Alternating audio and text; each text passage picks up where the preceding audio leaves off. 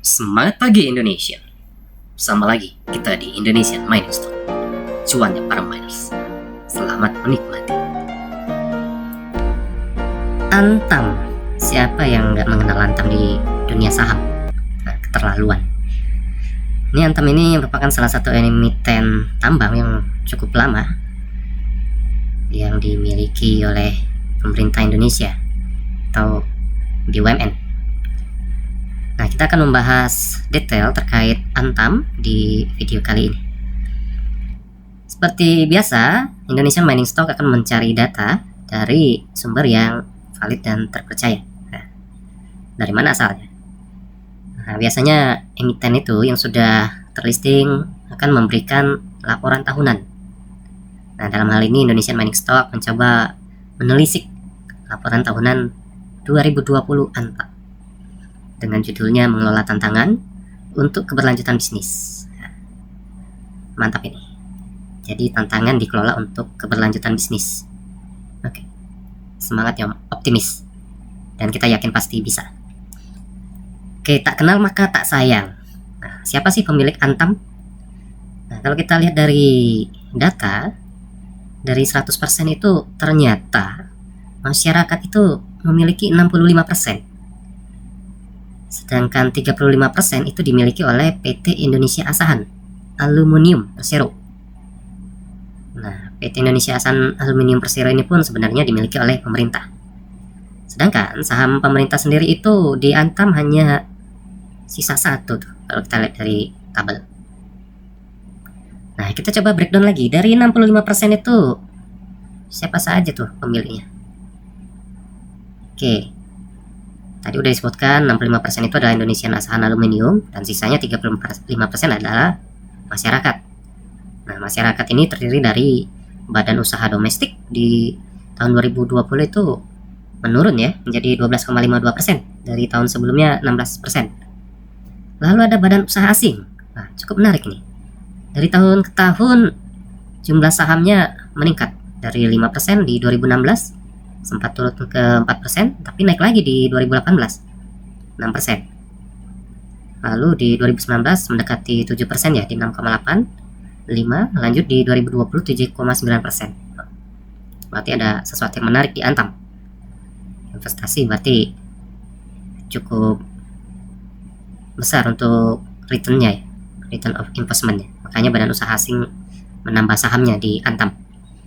Lalu perorangan domestik. Nah, ini yang biasa disebut bandarmologi mungkin ya. Siapa tahu. Ini dari 2016 hingga 2019 relatif tidak banyak perubahan, berada di angka 10 sampai 11, tapi di 2020 itu cukup meningkat 3%. 14,42. Lalu bagaimana dengan sisanya nih? Nah, ini ada perorangan asing dan nilainya pun fluktuatif nih. 2016 0,11, 2017 hingga 2019 itu ada di angka 0,07 hingga 0,09. Dan menarik lagi di 2020 meningkat 2 kali lipat 0,16. Nah, seiring dengan badan usaha asing tadi tuh naik 7,9. Nah, ini merupakan laporan dari tahun 2020. Lalu bagaimana dengan 2021? Nanti akan dibahas di video selanjutnya. Oke, struktur pemegang saham yang kurang dari 5% udah disampaikan ya secara gamblang di atas. Secara totalnya bisa di bawah. Kalau jumlah saham yang beredar itu sebanyak 6,4 miliar.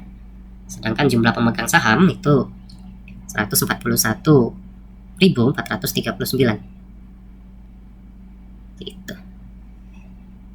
Itu untuk yang domestik. Kalau untuk yang asing, kalau jumlah sahamnya 1,9 miliar, kalau jumlah pemegang sahamnya 567. Ya, itu bisa berupa perorangan atau perusahaan. Oke. Di video kali ini juga Indonesian Mining Stock tidak hanya akan membahas terkait sahamnya, tapi juga mencoba menambah informasi lagi nih, wawasan bagi teman-teman semua, para miners, milenial. Oke, kita berangkat dari cadangan dan sumber daya mineral tahun 2020. Tahun 2020. Nah, secara garis besar, Antam ini memiliki 3 komoditi. Pertama, biji nikel. Nah, dalam angka juta nih, 1,438 juta, berarti 1,4 miliar. Itu untuk sumber daya nikelnya, biji nikel. Sedangkan cadangannya sebanyak 375 juta. Wah, besar juga. Lalu ada biji bauksit. Nah, biji bauksit sendiri kalau dari sumber daya mineralnya itu sebanyak 585 juta. Lalu cadangannya 105 juta. Nah, kalau biji emasnya sendiri, ini cukup besar ya, 9,3 juta. Lalu cadangannya 3,7. Nah, apa bedanya sumber daya, mineral, dan cadangan? Nah, secara singkat saja nih, sumber daya itu semua biji yang berada di satu area, misalnya areanya satu kotak.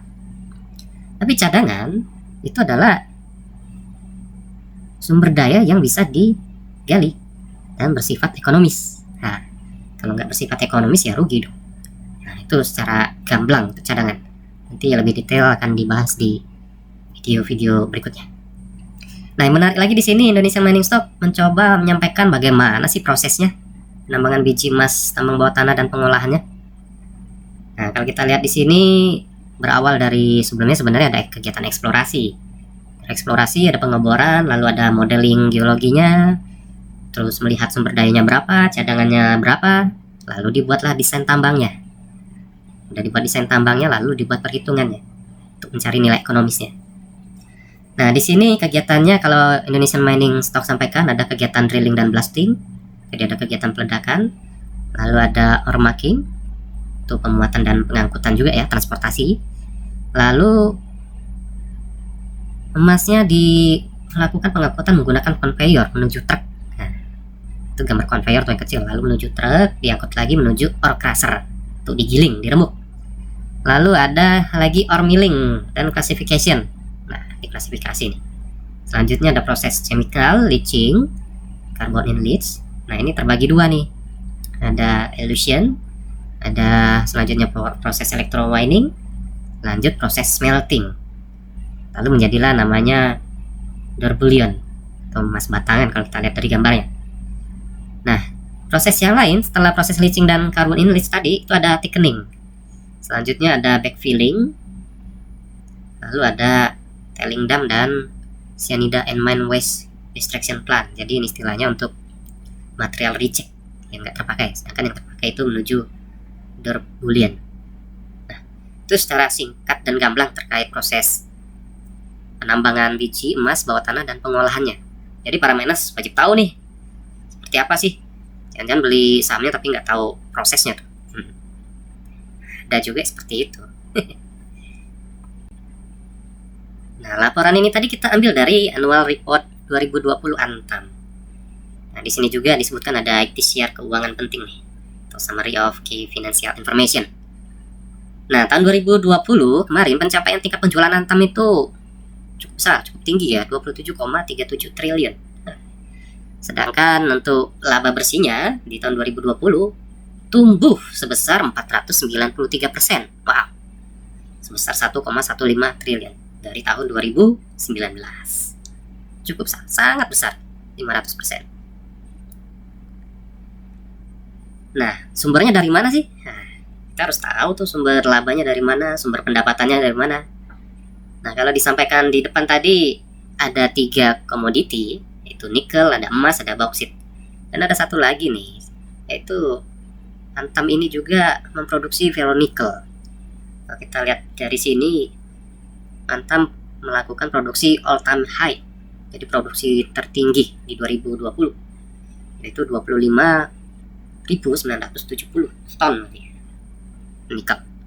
Sedangkan penjualannya itu sebesar 26.163 ton nikel.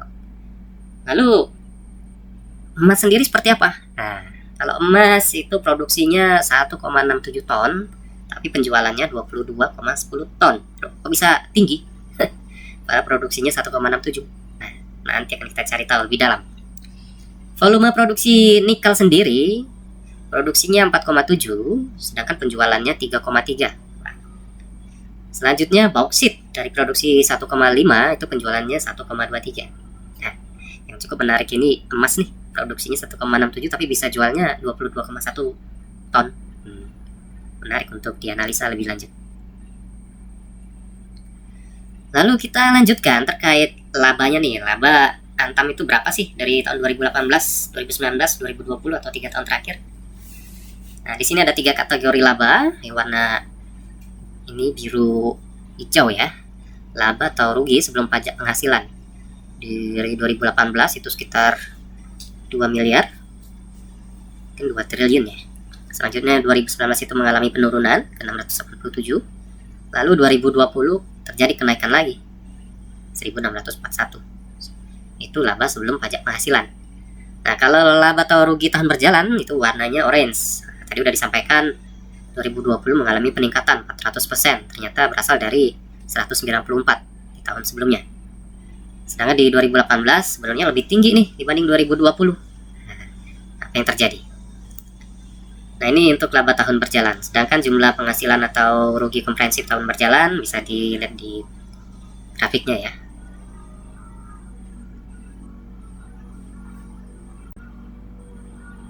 Nah, selain tadi proses penambangan, di sini juga Indonesian Mining Stock mencoba menambah lagi nih wawasan terkait KSM Management dari Antam. Kalau dari laporan tahunan yang disampaikan, di sini ada logonya atau moto itu super safe. Nah, super safe itu apa? Yang pertama, syarat standar pekerja harus terpenuhi. Nah, penggunaan APD, helm, kacamata, sepatu safety, nah itu harus terpenuhi.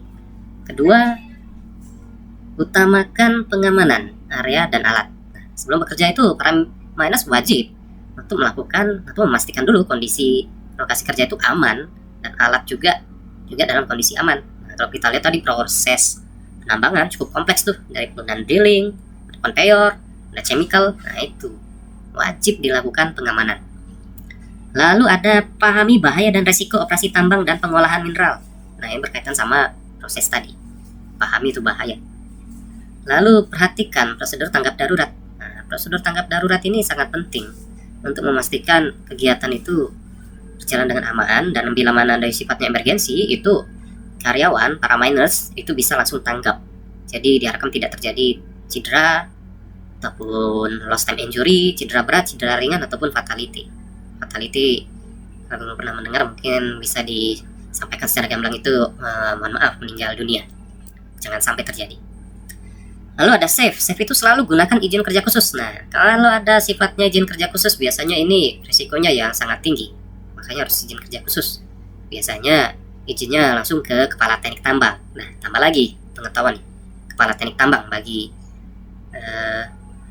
miners ya, atau non-miners. Misalnya tambang-tambang itu selalu ditunjuk kepala teknik tambang yang diajukan oleh pemilik perusahaan dan disetujui oleh pemerintah. Lalu ada amankan pekerjaan di atas air. Nah, kenapa kerja di atas air harus diamankan? Karena potensi resikonya sangat tinggi. Bisa jadi tenggelam, ya, itu bahayanya. Atau air asamnya tinggi, tidak cocok untuk digunakan atau disentuh. Lalu fokus pada prosedur alat angkat dan angkut. Nah, kalau tadi kan aktivitasnya cukup banyak nih, alat angkat, alat angkut. Nah, karyawan, para miners itu wajib untuk fokus saat bekerja. Lanjut, efektifkan manajemen perubahan. Nah, kalau ada perubahan, baik itu perubahan area kerja, perubahan fungsi alat, atau perubahan lainnya yang dianggap perlu, itu harus dibuatkan semacam manajemen perubahan. Nah, itu sekilas terkait super safe. Nah, kalau kita lihat dari komponen karyawan atau pegawai tetap berdasarkan usia. Nah, kembali lagi nih di video sebelumnya terkait pembahasan generasi Y atau generasi milenial.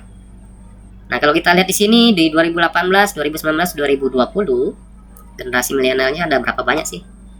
Nah, kalau dijelaskan sebelumnya bahwasanya generasi Y ini umurnya berada di 26 sampai 40 tahun. Nah, coba perhatikan. Hampir setengahnya, bahkan 60% itu adalah generasi milenial. Selanjutnya adalah generasi X ya.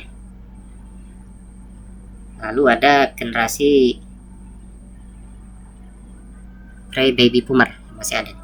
Ada juga generasi Z nih, di bawah umur 25 tahun, generasi selanjutnya.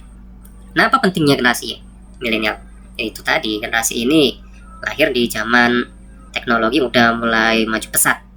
Istilahnya tidak, ya, udah paham terkait teknologi. Nah, pembahasan terakhir nih terkait Antam ya, untuk episode pertama nih.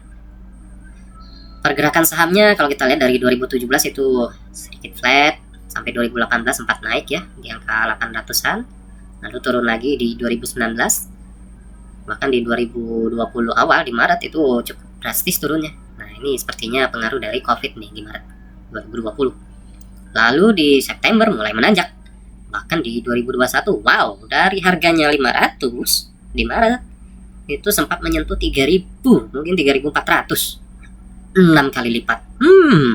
Cuan cuannya minus. Selamat bagi para minus yang sempat membeli sahamnya ya di harga 500. Sampai sekarang pun kenaikannya masih tinggi tuh, masih 5 kali ya. Lalu di 2021 sendiri cukup fluktuatif harganya ya, di antara 2.300 sampai 2.700. Lalu kemana arah Antam selanjutnya? Nah, kalau kita lihat historikalnya dari harga pergerakannya cukup fluktuatif, tapi di 2021 terjadi banyak perubahan ya, terutama jual beli saham nih. Nanti akan kita lihat komposisi pemegang sahamnya di Q1 atau di Q2 apakah ada perubahan. Harusnya ada. Nah, ke depan dengan sumber pendapatan dari 4 item tadi, ada dari emas, ada dari nikel, ada dari bauksit, terus ada dari pengolahannya sendiri. Nah, Indonesia sekarang menuju ke EBT atau energi terbarukan. Energi terbarukan sendiri salah satu sumbernya itu adalah penggunaan baterai. Karena baterai ini salah satu komponen terbesar ya, mungkin ya terbesar itu adalah nikel, dan nikel pun menjadi salah satu bagian dari produksi dari Antam itu sendiri. Nah, dari sini diharapkan para miners bisa melihat, menganalisa lebih lanjut terkait prospek Antam ke depan dengan beberapa paparan yang sudah disampaikan. Diharapkan bisa memberikan informasi yang baik dan benar. Jika ada yang salah mohon dikoreksi di kolom komen. Oke, terima kasih miners atas waktunya. Sampai jumpa lagi untuk di video selanjutnya, kita akan membahas terkait C-Resource.